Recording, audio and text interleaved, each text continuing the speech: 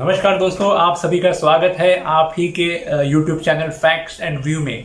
मैं किरण नागवेकर। जैसे मैंने आपको लास्ट वीडियो में प्रॉमिस किया था कि हर हफ्ते आपके लिए एक नया वीडियो लेकर आऊँगा, तो ये मेरी पहल है अपना प्रॉमिस निभाने की तरफ। और आशा करता हूँ कि आप सभी लोग ठीक होंगे, आपका पूरा परिवार स्वस्थ होगा, क्योंकि ये पूछना बहुत ज़रूरी है। क्योंकि पिछले 1-1.5 साल से हम इस पैंडेमिक काल को एक्सपीरियंस कर रहे हैं, जिसमें हमारे बहुत से करीबी दोस्त, हमारे अड़ोस पड़ोस के लोग, हमारे रिलेटिव्स हमें छोड़कर चले गए।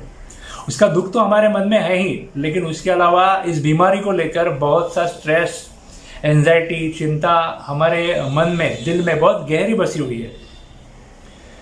और इसी गहरी चिंता को लेकर ये वीडियो बनाने की मैं कोशिश कर रहा हूँ। देखिए, अभी पहली लहर गई पैंडेमिक की, फिर दूसरी लहर गई, दूसरे के बाद अभी तीसरी लहर आने की बात चल रही है, जहां पर बच्चे अफेक्ट हो सकते हैं, ऐसा मीडिया में चिल्ला चिल्ला कर कहा जा रहा है। और अभी ये जो वीडियो बनाने वाला हूँ, ये वीडियो आप जब देखोगे, उसे स्टडी करोगे, तो शायद आपका ये जो डर, एंजाइटी है, वो काफ़ी हद तक कम हो जाएगा, ऐसी आशा करता हूँ। दोस्तों, तो चलो सीधे ही मुद्दे पर आते हैं। आज का ये जो वीडियो है वो आधारित है एक बुक पर, बायोलॉजी ऑफ बिलीफ, जिसके लेखक है यूएसए के प्रसिद्ध scientist, biologist doctor Bruce Lipton. Doctor Bruce Lipton, इन्होंने सेल्स के ऊपर बहुत रिसर्च किया है। सेल्स यानी कोशिकाएं, बैटरी वाला सेल नहीं। तो उन्होंने काफ़ी रिसर्च किया है कोशिकाओं के ऊपर। उनका ये जो रिसर्च है वो पब्लिश हुआ है बहुत से इंटरनेशनल मेडिकल जर्नल में, साइंस के जो जर्नल्स होते हैं उनमें पब्लिश हुआ है। इनकी ये बुक भी उसके बाद पब्लिश हुई, और ये दोनों चीज़ें पब्लिश होने के बाद मेडिकल इंडस्ट्री और मेडिकल फील्ड में हड़कंप मच गया। डॉक्टर ब्रूस लिप्टन एक खुद फैकल्टी है जो मेडिकल कॉलेज में मेडिकल स्टूडेंट्स को मेडिसिन ही पढ़ाते रहे 20 सालों तक। और उन्होंने जो कुछ खुलासे इस रिसर्च में किए हैं, उनके बुक में किए हैं, वो जानने के बाद मैं तो दंग रह गया। देखिए, मैं कोई मेडिकल एक्सपर्ट तो हूँ नहीं, लेकिन जो बात मेरी क्षमता के अनुसार, मेरी बुद्धि के अनुसार मुझे समझ में आई, वो आप लोगों के सामने रखने की कोशिश कर रहा हूँ। दोस्तों, आपने देखा होगा कि इस पैंडेमिक में सबसे ज़्यादा मौतें जो है वो यूनाइटेड स्टेट्स ऑफ अमेरिका में, मतलब यूएसए में हुई है। और डॉक्टर ब्रूस लिप्टन भी कहते हैं कि एक सर्वे है उनके पास यूएसए का, जहाँ पर अलग अलग बीमारियों की वजह से सालाना कितने लोग मरते हैं, उसका डेटा और स्टैटिस्टिक्स उनके पास है। जहाँ पर डॉक्टर ब्रूस लिप्टन कहते हैं कि कैंसर की वजह से सालाना 5 लाख लोग यूएसए में मरते हैं। उसके बाद कार्डियोवास्कुलर डिसीज यानी हार्ट की बीमारी की वजह से तकरीबन 6,84,000, मतलब लगभग 7 लाख लोग कार्डियोवास्कुलर डिसीज से मरते हैं। उसके बाद इट्रोजेनिक इलनेस यानी मेडिकल ट्रीटमेंट की वजह से होने वाली मौतें, वो है 7,84,000, लगभग 8 लाख लोग इट्रोजेनिक इलनेस की वजह से मरते हैं। उसमें भी death by prescriptions, specifically death by prescriptions, मतलब डॉक्टर की गलत दवाइयों की वजह से होने वाली मौतें 3 लाख लोगों की है ना। हैरान करने वाली बात। अगर ये हाल यूएसए के है तो हमारी बात हम ना ही करें तो ही अच्छा है। तो दोस्तों, अभी यूएसए का स्टैटिस्टिक जानने के बाद हमें ऐसी कौन सी जानकारी होनी चाहिए, उसके बारे में बात करते हैं। डॉक्टर ब्रूस लिप्टन कहते हैं कि हमारा जो शरीर है, जो हमें ठोस दिखता है, लेकिन वो बना हुआ है 50 ट्रिलियन सेल से। जी हाँ दोस्तों, 50 ट्रिलियन सेल, जहाँ पे हर एक सेल में 1.4 वोल्टेज की इलेक्ट्रिसिटी होती है। 1.4 वोल्टेज की इलेक्ट्रिसिटी तो हमें कम लग रही है, लेकिन अगर हम इसे 50 ट्रिलियन सेल से मल्टीप्लाई करें तो it comes to 700 trillion volt की इलेक्ट्रिसिटी हमारे शरीर में होती है। इसका मतलब हमारे यहाँ का हर एक आदमी, हर एक शरीर पूरे मुंबई को इलेक्ट्रिसिटी दे सकता है, इतनी इलेक्ट्रिसिटी हमारे शरीर में होती है। डॉक्टर ब्रूस लिप्टन कहते हैं कि जैसे हमारे शरीर में अलग अलग सिस्टम्स होती हैं, सर्कुलेटरी सिस्टम हो गई, रेस्पिरेटरी सिस्टम हो गई, रिप्रोडक्टिव सिस्टम हो गई, वैसे सेम सिस्टम्स हमारे सेल्स में भी होते हैं। उनके पास भी इंडिविजुअल इंटेलेक्ट होता है, लेकिन वो हमारे शरीर में एक समूह के तौर पे वास करती है। इसके लिए उनका इंटेलेक्ट जो है वो गवर्न होता है कलेक्टिव इंटेलिजेंस, जो कि हमारा माइंड है, उससे पूरा इंटेलिजेंस गवर्न होता है। इसका मतलब हमारे आसपास जो भी घटना घटित होती है उसका इंटरप्रिटेशन माइंड करता है, और उसके सिग्नल्स हमारे सेल्स तक, हमारे हर बॉडी के पार्ट्स तक पहुंचा दिए जाते हैं। उसमें सेल्स भी इंक्लूड है और वो सेल्स उस सिग्नल के हिसाब से फंक्शन करती है। ठीक है, डॉक्टर साहब तो कहते हैं कि हमारे शरीर में बैक्टीरिया और वायरस तो हमेशा होते हैं, तो फिर हम बीमार क्यों नहीं गिरते? हम बीमार इसलिए नहीं गिरते क्योंकि हमारा इम्यून अच्छी तरह से काम कर रहा होता है।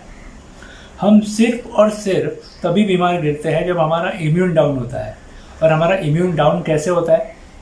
हमारा इम्यून डाउन होता है या तो हम हमारे शरीर को, हमारे हर सेल को सही तरह का पोषण ना दे, तब इम्यून डाउन हो सकता है, या फिर हम बहुत ज़्यादा स्ट्रेस लेने लगे तो हमारा इम्यून डाउन हो सकता है। समझ में आ रहा है आपको कुछ? चलो, ये समझाने के लिए भी डॉक्टर साहब ने एक उदाहरण दिया है। वो कहते हैं चलो आप जंगल से कहीं जा रहे हो और जंगल से गुजरते वक्त आपके सामने अगर शेर आ जाए तो क्या होगा? आप बहुत डर जाओगे। आप डरने के बाद आपका ब्रेन तुरंत आपके शरीर के हर पार्ट्स, हर ऑर्गन्स को ये मैसेज दे देता है कि बाहर कुछ इमरजेंसी है और जो सबसे ज़्यादा प्रायोरिटी पे है, जिससे हमें निपटना है। उसके लिए क्या होता है, ये सिग्नल एक बार ब्रेन से हर सेल के पास पहुंच जाता है, हर ऑर्गन के पास पहुंच जाता है, तो बाकी सारे काम रोक दिए जाते हैं और सिर्फ अभी जो करंट सिचुएशन है उसे हैंडल करने के लिए शरीर कार्यरत हो जाता है। मतलब क्या होता है? मतलब हमारे शरीर में जो विसरा होता है, जो ब्लड सर्कुलेशन का काम देखता है, इम्यून का काम देखता है, वो ये सिग्नल मिलने के बाद तुरंत सारे काम रोक देता है। और जिसे अत्यंत ज़रूरत है, जहाँ पर मतलब हमारे हाथ और पाँव में जहाँ पर ऊर्जा की ज़रूरत है, वहाँ पर तुरंत ब्लड फ्लो भेजना शुरू करता है। हमारे हाथ और पैरों में ऊर्जा क्यों चाहिए? क्योंकि इस सिचुएशन में आपको या तो शेर के साथ लड़ना है या तो वहाँ से भाग जाना है, इसलिए हमें ऊर्जा चाहिए। तो सारे काम छोड़कर, मतलब इसमें वो इम्यून का काम भी तुरंत रोक देता है और सारी ऊर्जा जो है वो आपके हाथ और पैरों की तरफ भेजता है। और जब आप इस सिचुएशन से बाहर आ जाते हो, फिर क्या होता है, जिस वक्त आपका इम्यून का काम जब विसरा ने रोक दिया था, तब वायरस और बैक्टीरिया का इन्फेक्शन बढ़कर फिर आप बीमार गिर जाते हो। डॉक्टर साहब कहते हैं कि हमारे शरीर में ऐसी कुछ हीलिंग पावर्स होती है जो हमें खुद ठीक करती है।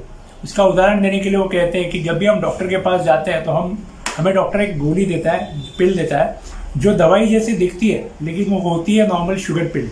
लेकिन वो खाने के बाद हमारी बीमारी ठीक हो जाती है। ऐसा क्यों होता है? क्योंकि हमारे ब्रेन ने हमारे सेल्स को और हमारे पूरे बॉडी को ये सिग्नल दिया होता है कि अभी ये डॉक्टर साहब जिनके पास ये डिग्री है वो काफ़ी नॉलेजेबल है और वो फेथ की वजह से हम अभी ठीक होने वाले हैं। ऐसे सारे इंस्ट्रक्शंस हमारा माइंड जो हमारे पूरे सिस्टम में फैलाता है, उसी की वजह से हमारा शरीर ही हमें खुद हील करता है, जिसे प्लेसिबो इफेक्ट कहा जाता है। प्लेसिबो इफेक्ट एक्सप्लेन डिटेल्स में करने के लिए और एक एग्जांपल वो देते हैं जहाँ पर प्लेसिबो सर्जरी की बात करते हैं। प्लेसिबो सर्जरी में क्या होता है कि एक रिसर्च किया गया जहाँ पर बहुत से पेशेंट्स लिए गए जिनको घुटनों में दर्द है, घुटनों की सर्जरी जिनकी होने वाली है, नी रिप्लेसमेंट की। ऐसे सारे पेशेंट्स को इकट्ठा किया गया और इसके 2 ग्रुप बनाए गए। पहले ग्रुप में सारे पेशेंट्स की प्रॉपर सर्जरीज हुई और दूसरा जो ग्रुप है उनकी सर्जरीज नहीं हुई। उन्हें ऑपरेशन थिएटर में ले जाकर सारे प्रोटोकॉल ऑपरेशन के करवाए गए, सर्जरी के सारे प्रोटोकॉल करवाए गए, उनके नीज पर थोड़े से कट्स दिए गए और उनको ये महसूस करवाया गया कि आपका सर्जरी हो रही है, आपका ऑपरेशन हो रहा है। वो सारी फीलिंग्स देने के बाद दोनों को ऑब्जर्वेशन के नीचे रखा गया और उन्होंने ये पाया कि जो पहले पेशेंट जो है जिनकी सर्जरी हुई थी उनका रिकवरी टाइम और ये दूसरे पेशेंट जिनकी सर्जरी नहीं हुई थी, फेक सर्जरी, प्लेसिबो सर्जरी हुई थी, उनका रिकवरी टाइम, दोनों का रिकवरी टाइम लगभग सेम था। तो जहाँ पर सर्जरी नहीं हुई थी, सिर्फ महसूस करवाया गया था, वो भी पेशेंट्स बिना सर्जरी के बिल्कुल ठीक हो गए। है ना हैरान करने वाली बात। अब उससे भी ज़्यादा आश्चर्य करने वाली बात तो आगे है। डॉक्टर साहब बताते हैं कि उनके पहचान के एक डॉक्टर थे, उनके पास एक पेशेंट आया हुआ था, उसे कुछ ट्यूमर हुआ था। वो ट्यूमर वगैरह सब कुछ जांचने के बाद कंसल्टेशन में वो डॉक्टर साहब उस पेशेंट को कहते हैं कि तुम्हें कैंसर है, ये ट्यूमर जो है वो कैंसर का ट्यूमर है और तुम्हारे पास बहुत ही कम वक्त है। इसकी ट्रीटमेंट तुम्हें जल्द से जल्द करनी पड़ेगी और ये लाइन ऑफ ट्रीटमेंट है, तुम तुरंत ट्रीटमेंट शुरू कर दो वरना काफ़ी देर हो जाएगी। ये जानने के बाद बेचारा पेशेंट तो चला जाता है कि ट्रीटमेंट अभी शुरू करनी है, जाके सब चीज़ें लाइन अप करनी पड़ेंगी वो हिसाब से। कुछ दिन के बाद डॉक्टर साहब को पता चलता है कि उस पेशेंट की मौत हो गई और उसके बाद उसके ट्यूमर्स के रिपोर्ट्स आते हैं और रिपोर्ट्स देखने के बाद डॉक्टर्स हैरान हो जाते हैं क्योंकि उसका वो ट्यूमर्स कैंसर का था ही नहीं, वो एक नॉर्मल ट्यूमर था। तो फिर उसकी मौत हुई कैसे? तो यहाँ पर जैसे डॉक्टर ब्रूस लिप्टन कहते हैं कि हमारे ब्रेन ने, हमारे माइंड ने अगर एक्सेप्ट कर लिया कि ये प्रॉब्लम है तो उस तरह के संदेश, सिग्नल्स वो हमारे पूरे बॉडी में और सेल्स को भेजता है और हमारी पूरी सिस्टम उसी तरह से फंक्शन करती है। एग्जैक्टली उसी तरह उसके माइंड ने ये मान लिया कि डॉक्टर साहब बता रहे तो मुझे कैंसर है और जल्दी मैं मरने वाला हूँ, और ये बात मानने की वजह से पूरे सिस्टम ने वो उसके एक्सेप्ट कर ली और कुछ ही दिनों में उसकी मौत हो गई। अब जिस तरह उस आदमी ने डॉक्टर साहब की बात पर विश्वास किया कि उसे कैंसर है, इस बात को सच माना, वो सारे सिग्नल्स उसके माइंड ने पूरे बॉडी में भेजकर उसकी मौत करा दी। इसी को नोसिबो इफेक्ट कहते हैं। मतलब कोई भी चीज़ अगर आप निगेटिवली परसीव करते हो तो वो भी काम करती है और उसी को नोसिबो इफेक्ट कहते हैं। तो फिलहाल पुस्तक के सारांश पर आते हैं क्योंकि वीडियो काफ़ी लंबी हो जाएगी, क्योंकि इस किताब पर अगर हम बात करने लगे तो 2.5 घंटे की 2-3 फिल्म बन जाएंगी। इतनी बड़ी रिसर्च और डेटा इस बुक में डॉक्टर ब्रूस लिप्टन ने बताया।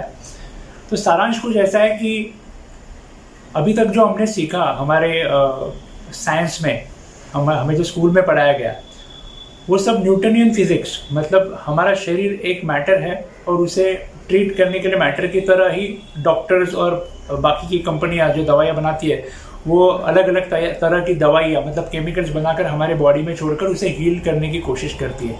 लेकिन डॉक्टर ब्रूस लिप्टन कहते हैं कि हीलिंग तो हमारी बॉडी हमें खुद करती है और ये हीलिंग डिपेंड होता है हमारे परसेप्शन के ऊपर। मतलब हमारे सेल्स का परसेप्शन, जो हमारा सेल मेम्ब्रेन है, उससे होता है। मतलब जो भी इंफॉर्मेशन हमारे माइंड से सेल तक आती है उससे सच मानकर सेल उस तरह से फंक्शन करती है।